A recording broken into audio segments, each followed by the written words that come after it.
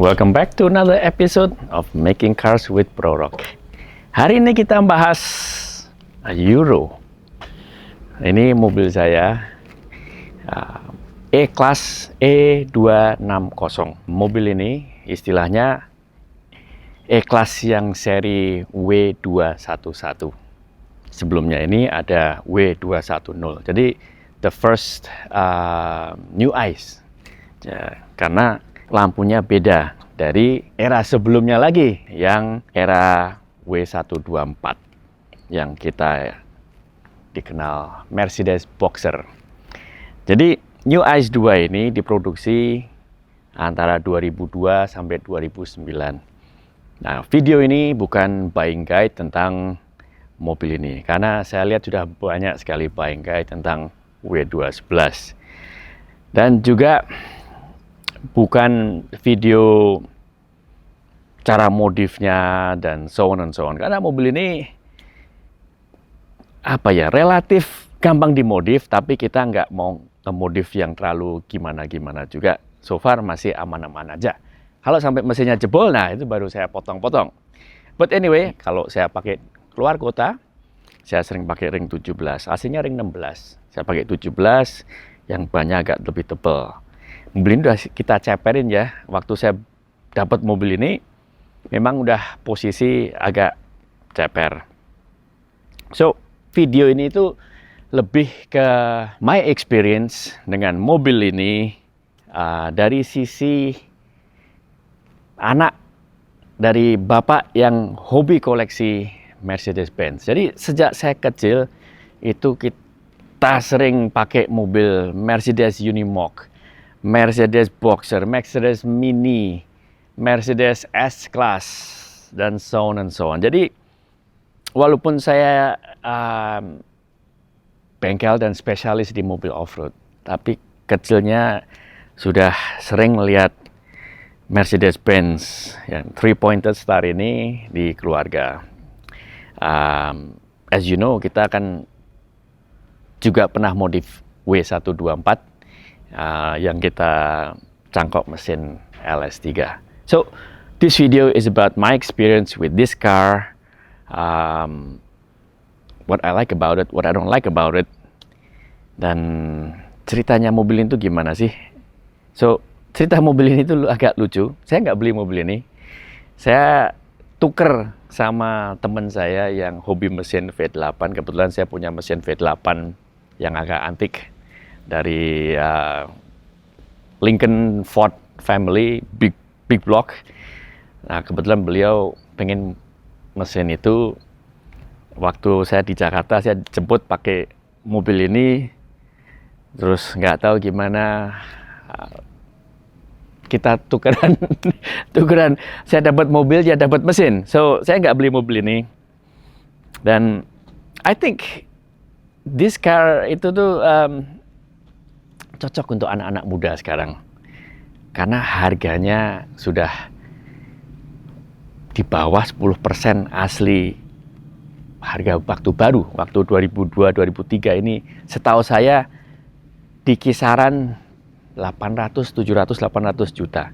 Sekarang saya lihat di iklan-iklan marketplace dan ada car portal ini sudah mulai dari sekecil 70-an juta, tapi on average masih di antara 100-200 jutaan, 150-an lah. Nah, kalau beli mobil seperti ini, kalau murah banget seperti 60-70 juta, ya waspada. Itu kalau nggak banyak perlu repair, pasti suratnya ada yang error. Mungkin nggak ada BPKB-nya. Ya, jangan sekali-sekali beli mobil yang nggak ada surat-suratnya yang jelas.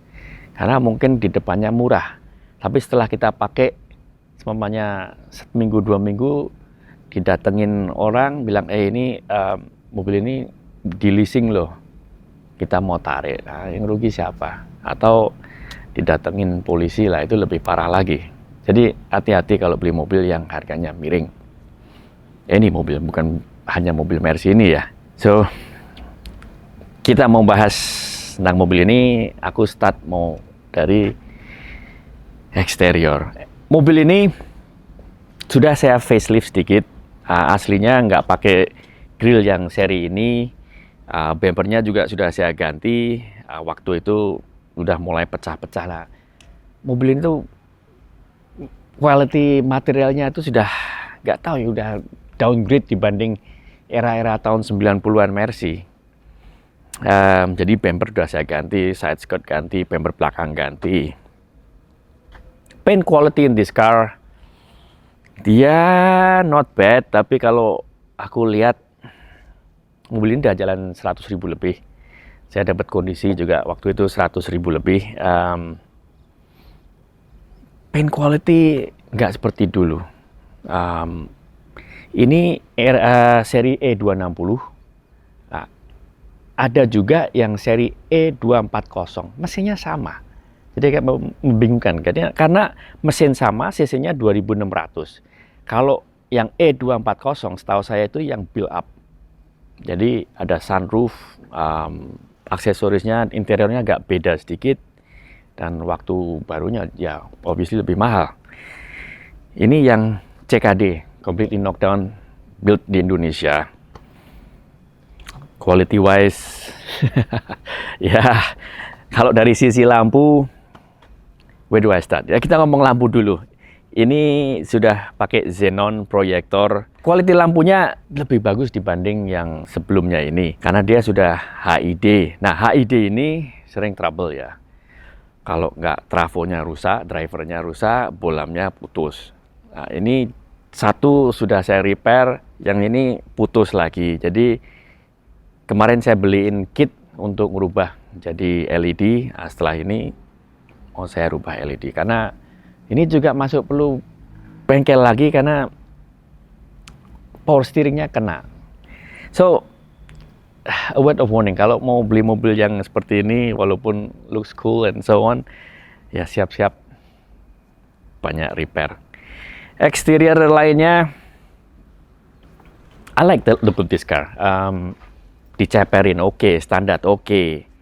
Dan kelebihan W211 ini bisa pakai velg yang ekstra lebar. Jadi staggered ya, depan mamanya mau pakai yang 7-8 inch, belakang ini setahu saya 10 inch aja masuk loh ini. Nah ini posisi udah diceperin pakai 215 udah masuk habis ya. Ini fendernya waktu saya terima udah di roll, udah di modif ya, dia bisa masuk. Mobil ini organic look gitu, nggak terlalu banyak kotak-kotak dibanding W210 yang saya kurang suka. Lampunya depan lebih manis, yang 210 itu terlalu lurus menurut saya, dan belakangnya W210 saya kurang suka. Kalau 211 ini cakep, lampunya juga pas. Ini lampunya ganti aftermarket. Kalau aslinya dia stripnya putih. Terus ya overall aerodynamic look era-era tahun 2000-an. Now, kalau mau bahas tentang mobil ini, kita harus yang lebih detail. One, kita bahas interior. Karena banyak interior parts yang menurut saya kualitinya bukan kualitas Mercedes. Engine, banyak problem yang saya pernah ngalami. Dan lebih parah lagi, electrical. Electricalnya, aduh, banyak modul-modul yang why, kenapa harus mobil dibikin complicated gitu loh. Kenapa nggak bisa era-era seperti yang dulu atau yang Jepang yang nggak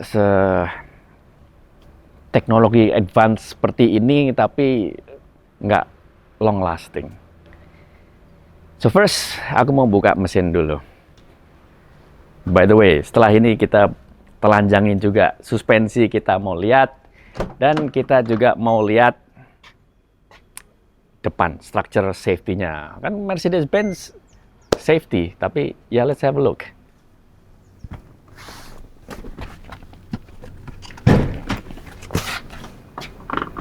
Kalau era-era yang pre mobil ini, buka kap mesin tuh di sebelah kiri. Kalau sekarang sudah sebelah kanan. Mungkin karena aslinya dia setir kiri, bukaannya di sebelah kiri. Mesinnya ini V6. Mesin ini tarikan oke. It's not the best in the world, tapi juga nggak slow. Untuk kota-kota menurut saya mobil ini cukup oke, karena cc-nya ya bukan yang cc 2000 seperti yang 4 silinder atau seperti Mercy C-Class yang C180 itu kalau untuk kota-kota aduh kurang nyaman. Dia untuk nyalip-nyalip nggak enak. Mobil ini masih relatif oke.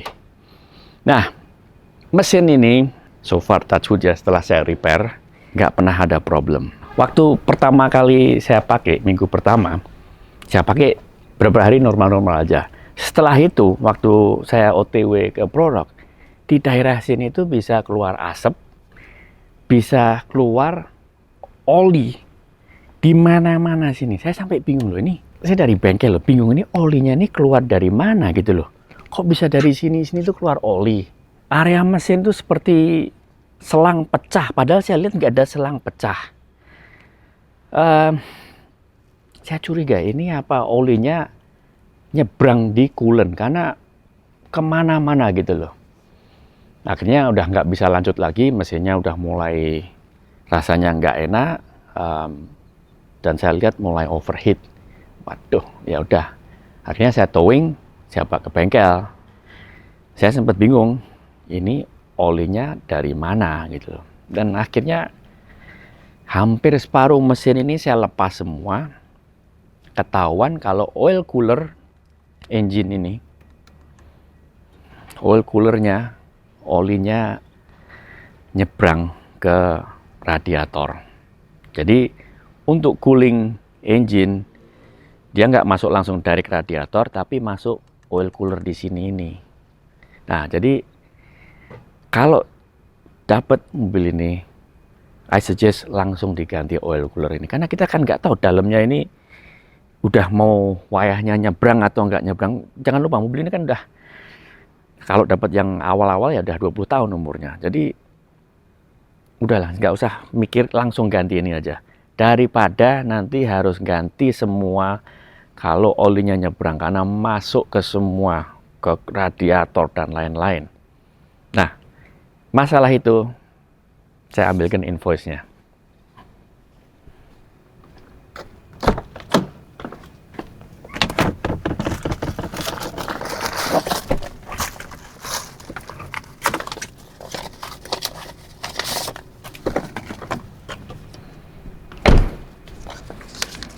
Oke, waktu itu saya pilih bengkel di Solo yang lebih pengalaman dengan mobil ini. Oil cooler saya lihat nggak mahal, nggak sampai. Ini tahun berapa ini? Saya tahun 20. Jadi pas awal-awal mau COVID itu. Oil coolernya 475.000. Jadi yang tadi saya ngomong itu udahlah, beli aja, karena daripada habisnya totalnya 47.310.000, gantilah oil cooler yang di bawah 1 juta itu. Ya mungkin sekarang harganya 500-600, sudahlah ganti. Ada seal, oke, seal oil cooler 200-300, nggak apa-apa. Akhirnya saya harus ganti radiator 5,5 juta. Nggak tahu waktu itu diganti original atau nggak. Setahu saya original sih. Nggak kelihatan di sini. 5,5 juta. Embel-embel lainnya itu loh, kalau kena problem itu. Akhirnya selang radiator ganti 600. Tabung radiator ganti 900. Tutup radiator coolant, flashing, bla bla bla. Oke. Dan waktu itu saya juga sekalian kontrol lainnya. Nah ini juga perlu di take note, karena kalau sampai perlu repair ini atau apa ya, ini kurang lebih ongkos-ongkosnya. Packing matic, gasket 350.000, filter matic 300.000. Waktu itu saya flashing juga total ya. Kampas rem depan ya 1,5 juta, disc brake depan ganti 1 set, kiri kanan 2 juta. Harga lebih murah dibanding Land Cruiser, masih oke. Untungnya mobil ini sekarang banyak yang aftermarket parts. yang kualitasnya sama dengan genuine. Karena sekarang genuine, let's face it, mereka juga nggak bikin sendiri kok. Mereka suruh yang aftermarket parts manufacturer ini suruh bikinin untuk Mercedes-Benz di top Mercedes. Sejak tahun 2005 ke atas, papa saya yang hobi koleksi Mercy mulai stop beli Mercy, ganti ke Lexus karena lihat beberapa komponen-komponen ini sudah made in China, made in Afrika, made in Meksiko. Jadi Mercedes sekarang ini sudah nggak seperti Mercedes zaman-zaman era papa saya itu. So, kok ini habisnya bisa sampai 47 juta ini apalagi sini? Oh, belum jasanya ya. Motor fan ganti, kipas nih. Yang mahal ini apa sih ini? Motor fan. Motor fan-nya 11 juta. Wow, oke. Mereknya apa sih ini? Bosch. 11 juta. Terus ada kabel busi ganti 12 piece. 12 piece. Oh, oke. Oh iya, ini businya double yang ini ya. 12 piece, 3 juta lebih. Coil ganti 2 piece. Per piece-nya 800 ribuan. Sensor level washer ganti. Terus baterai auxiliary. Nah, ini nanti saya mau membahas tentang baterai auxiliary. Jadi baterai atau aki mobil ini tuh dua. Satu besar yang mainnya di belakang, di bagasi. Sama ada satu lagi di dashboard, di bawah sini. Untuk bantu kontrol dan power supply ke speedometer area. Why? Kenapa harus ada satu baterai lagi di situ? So, anyway, total dengan jasa 5 juta ini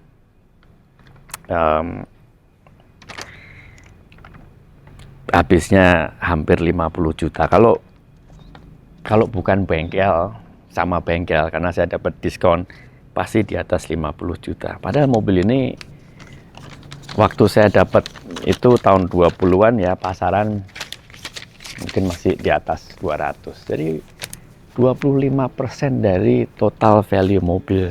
Kalau sekarang beli yang 80 jutaan harus repair seperti ini kan udah lebih dari 50% value mobilnya. So, be careful. Siap-siap kalau mau beli Mercy ini ya jangan beli aja nggak ada serep dana untuk maintenance dan repair. Karena everything about this car is maintenance. Jangan sampai harus repair. Ya seperti tadi saya ngomong itu. Gantilah oil cooler. Ini pengalaman saya, nggak tahu pengalaman yang owner lain. Gantilah oil cooler ini. Jangan sampai dia nyebrang dan ngerusak semua. Oke, selain problem dengan oil cooler tadi, touch wood belum ada problem yang major lainnya di mobil ini. Kecuali yang tadi saya info juga, pompa power steering sudah mulai bunyi, minta diganti. Harganya nggak begitu mahal, so ya what to do, udah umur ya. Another problem with this car itu inilah, SBC, brake sistemnya Mercy era-era ini. Nanti aku jelasin yang lebih detail waktu kita di dalam mobil. Mumpung ini kebuka, lihat sedikit kualitas mobil ini, karet-karetnya. Ini loh. Era-era Mercy yang sebelumnya ini tuh nggak ada karetnya seperti ini. Hello Mercedes-Benz, what happened to you? Kualitasnya seperti ini.